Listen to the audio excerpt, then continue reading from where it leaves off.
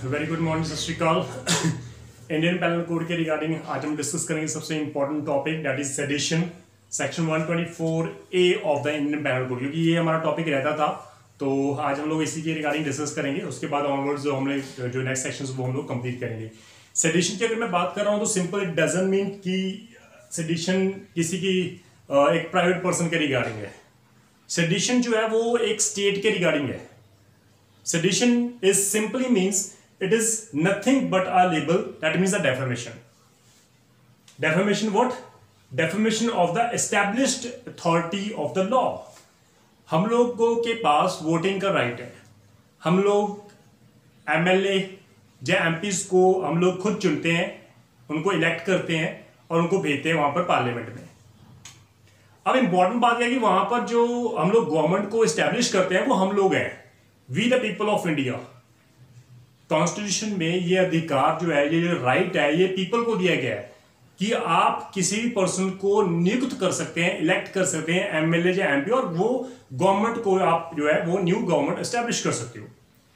Law कहते हैं कि जो authority of law means the government, जो गवर्नमेंट एस्टेब्लिश की गई है जनता द्वारा, अगर आप उसकी डेफेमेशन करते हो तो ये बेसिकली सेडिशंस माना जाता है।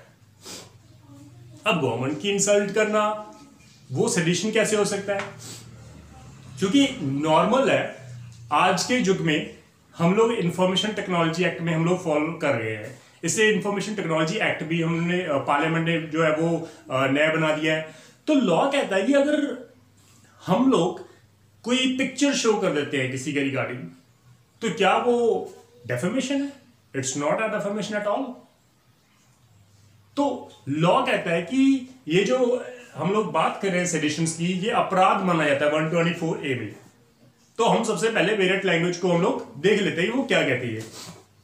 अब इंपॉर्टेंट जो है टर्म्स है वो मैंने डिस्कस की हैं, हेट्रेड, कंटेम्प्ट, डिसअफेक्शन, ये जो मैंने डिफाइन की हुई है, इसके रिगार्डिंग हम लोग बाद में डिस्कस करेंगे। लेट्स सी कि वेरिएंट लैंग्वेज क्या कहती है। अब वेरिएंट लैंग्वेज क्या कहती है? वेयर बाय वर्ड्स, चाहे वो वर्ड्स आपने स्पोकन किए हैं या कहीं लिखे हुए हैं रिटन में, और बाय साइन कर रहे हो, आप उंगली कर रहे हो किसी के साथ तरफ, तो साइन भी थ्रू आप कहीं भी आप कुछ लाइक विजिबल रिप्रेजेंटेशन इंक्लूड कर रखा उन्होंने, लाइक पिक्चर बना के आप किसी की डेफेमेशन कर रहे हो, और अदरवाइज या किसी भी तरीके से ब्रिंग और अटेम्प्टेड टू ब्रिंग, यहां पर वर्ड लिखा ब्रिंग और अटेम्प्टेड टू ब्रिंग, क्या? हेट्रेड और कंटेम्प्ट। आप नफरत की भावना किसी में पैदा कर रहे हो और कंटेम्प्ट करने की कोशिश कर रहे हो। Low opinion, contempt here means the low opinions regarding the established authority. Low opinion है हमारी उनके रिगार्डिंग, घटिया ओपिनियन है हमारी उनके रिगार्डिंग। हम लोग उनको अच्छा मानते ही नहीं है गवर्नमेंट को। तो यहां पर इसलिए वर्ड लिखा है जहां आप लेके आ रहे हो हेटेड और कंटेम्प्ट के रिगार्डिंग, राइट? जहां अटेम्प्ट कर रहे हो और एक्साइट और अटेम्प्ट वर्ड कर रहे हो, to excite disaffection towards the established government of law in India shall be punished with imprisonment for life. This is the most important thing, that this is the heinous crime. The punishment is up to life imprisonment, to which fine may be added, or with imprisonment which may extend to 3 years, to which fine may be added, or with fine. तो यहाँ पर 2 punishments है, life imprisonment with fine, 3 year punishment with fine। तो ये बहुत important है। पूरा हमारा सेडिशन जो है वो, जो हमारा पूरा सेडिशन है वो 2 पॉइंट पे रुका हुआ है, 3 पॉइंट पे। Hated means ill will, government के अगेंस्ट।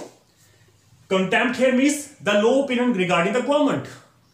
वो अच्छा कर ही नहीं सकती, गवर्नमेंट कैसे अच्छा कर सकती है? Like low opinion regarding the government. Then you have disaffection means dislike, hated, right?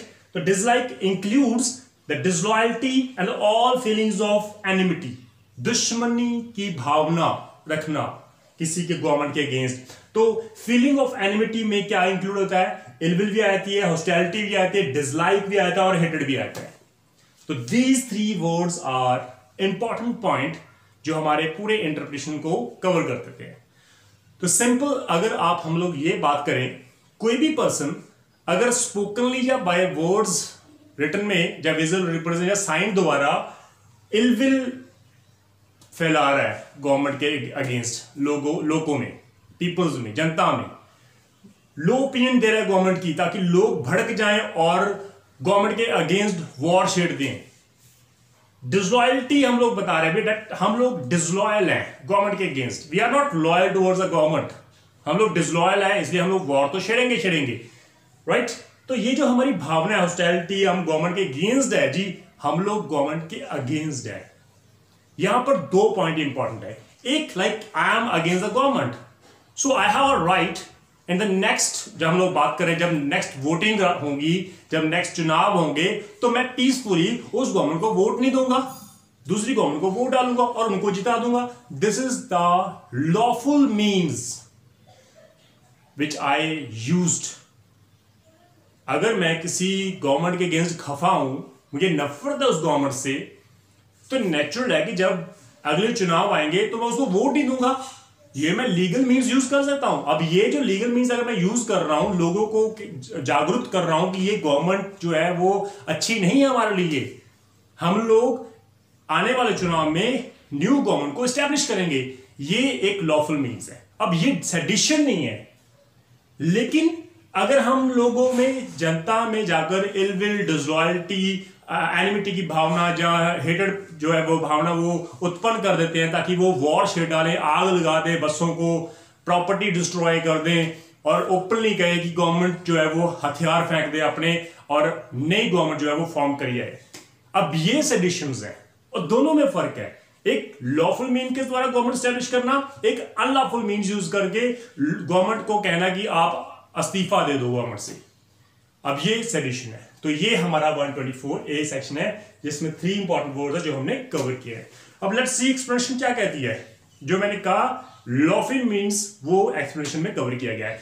Lawful means, अब एक्सप्रेशन 1 क्या करिए, disaffection includes the disloyalty and all feelings of enmity. अब ये प्री में नंबर ऑफ टाइम्स क्वेश्चन आ चुका है कि सेडिशन और disaffection includes what. So disaffection includes the disloyalty and all feelings of enmity. Feelings of enmity includes ill will, hostility, dislike, and hatred position. Another expression 2 simply says, अगर हम comment कर रहे हैं expressing disapprobation of the measures of the government with a view to obtain their alteration to lawful means. हम लोग वार्तालाप कर रहे हैं कि ये गवर्नमेंट में कमियां हैं, ये गवर्नमेंट यहाँ पर चूक गई है, वो गवर्नमेंट यहाँ पर अच्छा प्रदर्शन नहीं कर पाई, और ये हमारी जो बेसिकली कमेंट्स हैं, हम चाहते हैं कि गवर्नमेंट में अल्टरेशंस हो जाए विदाउट एक्साइटिंग और tempting to side hated contempt और डिसअफेक्शन। हम लोग कहीं भी इस कमेंट में ill will, low opinion, disloyalty जो है वो दर्शा नहीं रहे, हम लोग किसी को शो नहीं कर रहे, तो ये डिससेडिशन हो ही नहीं सकता। लॉ कहते हैं कि आप लॉफुल मीन्स यूज कर रहे हो, तो how it could be a sedition. मैं गवर्नमेंट को, मैं जनता को इकट्ठे कर रहा हूं, मैं कह रहा हूं कि भाई ये जो डाटा है हमारा इस गवर्नमेंट का, यहां पर इन्होंने ये काम नहीं किया, ये काम नहीं किया, ये काम नहीं किया, ये doesn't mean that it is a sedition, it is a comment. जो मैं कमेंट दे रहा हूं वो ट्रुथ है, it is not a defamation at all. If it is not a defamation then it is not a sedition. तो ये important है। सेकंड जो एक्सप्रेशन 3 है वो बिल्कुल क्लियर है, comments expressing disapprobation of the administrative or other action of the government without a citing or attempting to cite। अब यहां पर भी मैं सेम कमेंट पास कर रहा हूं, राइट, डिसअप्रोबेशन, राइट, और एडमिनिस्ट्रेटिव के रिगार्डिंग, गवर्नमेंट के रिगार्डिंग कि भाई यहां पर ये जो कमी है इनमें, जहां यहां पर बिल्कुल जो उन्होंने जो वादे किए थे, जो प्रॉमिसेस किए थे, वो उन्होंने प्रॉमिसेस पूरे नहीं किए। अब मैं जनता में जाकर उनको जागरूक कर रहा हूं। अब यहां पर इसका मतलब ये तो नहीं है कि भाई वो सेडिशन कर रहे हैं। तो कन्हैया पे भी जो हमारे जो यंगर्स हैं हमारे, वो जो जब चुनाव में आए थे पिछली बार, तो कन्हैया पे काफी केस हुए थे। अब भाई उन पे तो 124A भी लगा दिया था। अब मुझे ये नहीं समझ आता कि गवर्नमेंट को अगर हम लोग जागरूक कर रहे हैं तो वो सेडिशंस कहाँ है। हम लोग लॉफुल मीन्स यूज कर रहे हैं, वहां पर सेडिशन का है। अगर एक पर्सन अपनी ड्यूटी निभा रहा है कि मुझे ये गवर्नमेंट अच्छी नहीं लगती क्योंकि यहां पर उन्होंने सत्यानाश कर दिया हमारे देश का, वो जनता में जागरूक उसको जागरूक कर रहा है, तो वो सेडिशन कहाँ है। तो अगर वो केसेस आप डाल रहे हो तो आप मिसयूज ऑफ पावर करो, जो एक्चुअल में हुआ था पिछली बार चुनाव में। तो ऐसा नहीं होना चाहिए। गवर्नमेंट जो है वो जनता के लिए है, for the people, for the welfare of the people. यहां पर वेलफेयर है हमारा पीपल का, तो ये इंपॉर्टेंट है। गवर्नमेंट को ये हमेशा ध्यान में रखना चाहिए कि वेलफेयर के लिए आपको चुनाव किया गया, आपको नियुक्त किया गया, आपको अपॉइंट किया गया है, आप सिर्फ वेलफेयर के अकॉर्डिंग उस काम करो। तो अगर किसी को अच्छा नहीं लगता गवर्नमेंट को, तो वो अपने जो ओपिनियन है वो एक्सप्रेस कर सकता है, बट उसमें ill will, low opinion, disloyalty towards the government नहीं होनी चाहिए। वो किसी को भड़काए ना कि हाँ भी उठो आग लगा दो, ये नहीं होना चाहिए, तो अदरवाइज वो सेडिशन कहलाएगा। तो ये सारे हमारे थे इंपॉर्टेंट पॉइंट्स। अब हम लोग कुछ केस लॉ डिस्कस कर लेते हैं। Let's see, we have 4 important case law, that is Jogendra Chandra Ghosh, then we have a second point QE Balgangadhar Tilak, then we have a 2 most important case law जिसमें constitutional validity challenge की गई थी 124A के regarding. That is first the Tara Singh versus state of Punjab, जिसमें कहा कि 124 is unconstitutional, बिल्कुल unconstitutional है। लेकिन उसमें बाद जो केदारनाथ था स्टेट ऑफ बिहार का, उसमें कहा था कि भाई ये कॉन्स्टिट्यूशनल है, इट्स नॉट अनकॉन्स्टिट्यूशनल। तो लेट्स सी, हम लोग स्टार्ट करते हैं जोगेंद्र चंद्र घोष से। तो इस केस में कहा था जस्टिस ने that if a person uses either spoken or written words calculated to create in minds of the person to whom they are addressed। मैं जिनको बोल रहा हूं उनको मैं ये एड्रेस कर रहा हूं कि disposition not to obey the lawful authority of the India। Government की लॉफुल अथॉरिटी को आप ओबे ना करो, सबवर्ट कर दो, रेसिस्ट करो अथॉरिटी को, भाई ये तो सेडिशन है। तो हेल्ड किया that if and when occasion arise, जब भी occasion rise होगा, आप गवर्नमेंट को चैलेंज कर दो, आप अथॉरिटी को चैलेंज कर दो, आप डिसओबे कर दो उनको। So if it does so, अगर कोई पर्सन, वो जनता जो आपके कहने पे वो कर रही है उस इंटेंशन से, तो ये सेडिशन माना जाएगा। इस केस में ये हेल्ड किया था। देन हियर अनदर केस बलगंगाधर तिलक जो केस है, इसमें भी कोर्ट ने यही कहा कि इफ ए मैन एक्साइट और attempt to excite feelings of disaffection, अगर आप डिसअफेक्शन की फीलिंग्स जो है वो जनता में भड़का रहे हो, तो भाई ये जो है बेसिकली इस सेक्शन में फॉल करेगा, इट इज अ सेडिशन। तो ये बहुत इंपॉर्टेंट केस थे। अब जो इंपॉर्टेंट मेन केस है हमारी, that is Tara Singh versus state of Punjab. इसमें जो जस्टिस था Watson C justice, WATSON, Watson C justice, उसने जो जजमेंट डिलीवर की थी, तो उन्होंने बिल्कुल क्लियर कर दिया कि ये जो सेक्शन है 124, it was struck down as unconstitutional, being contrary to the freedom of speech and expression। तो इसमें जस्टिस ने कहा कि भाई हमारे जो आर्टिकल 19 है उसमें freedom of speech and expression दिया गया है, आप ये जो इसके बिल्कुल उल्ट है। तो ये जो 124 है, it is against the right of freedom of speech and expression, so it is unconstitutional. और फर्दर जस्टिस ने कहा कि India is now a sovereign country, it is sovereign democratic state. तो government may go and cause to go without the foundation of the state being impaired, law of sedition, though necessary during the period of foreign rule। जब हम लोग आजाद नहीं थे, जब हम लोग गुलाम थे, तब सेडिशन इट्स ओके, तब वहां पर ठीक था। लेकिन अब हम आजाद हो गए, we are the welfare state, और यहां पर अब जो सेक्शन है वो बिल्कुल सही नहीं है, इसलिए उसको अनकॉन्स्टिट्यूशनल डिक्लेयर किया गया है। अब ये इंपॉर्टेंट था। देन इसके बाद, इस जजमेंट के बाद कॉन्स्टिट्यूशनल अमेंडमेंट हुई 1951 में, जिसमें ऐड किया गया आर्टिकल 19 सब क्लॉज 2। अब जब ये जो ऐड किया गया, क्योंकि 1951 में तारा सिंह के केस में जजमेंट हुई थी, तो उसके बाद 1951 में ही अमेंडमेंट कर दी उन्होंने। जब देखा कि अब तो ये तो जो जजमेंट है वो बिल्कुल अगेंस्ट हो गई है, तो उन्होंने अमेंडमेंट कर दी और कहा कि भाई जो freedom of speech and expression है, वहां पर गवर्नमेंट चाहे तो वहां पर रिस्ट्रिक्शन लगा सकती है। अब ये जो ऐड कर दिया word in the interest of और public order, thereby include the legislative intention, की यहां पर हम लोग फ्रीडम ऑफ स्पीच और एक्सप्रेशन को रिस्ट्रिक्ट कर सकते हैं। अब 24A की जो चैलेंज की थी, जो अनकॉन्स्टिट्यूशनल डिक्लेयर कर दिया, वो जो है इस अमेंडमेंट के अकॉर्डिंग बिल्कुल दुरुस्त कर दिया उन्होंने, बिल्कुल सही कर दिया। उसके बाद आया हमारा केदारनाथ का case, Kedarnath versus state of Bihar. अब इस केस में कोर्ट ने कहा, it was held that any law which is enacted in the interest of public order, कोई भी लॉ जो पब्लिक ऑर्डर के लिए मेंटेन किया गया है, उसको इनेक्ट किया गया है, उसको सेव किया जाएगा।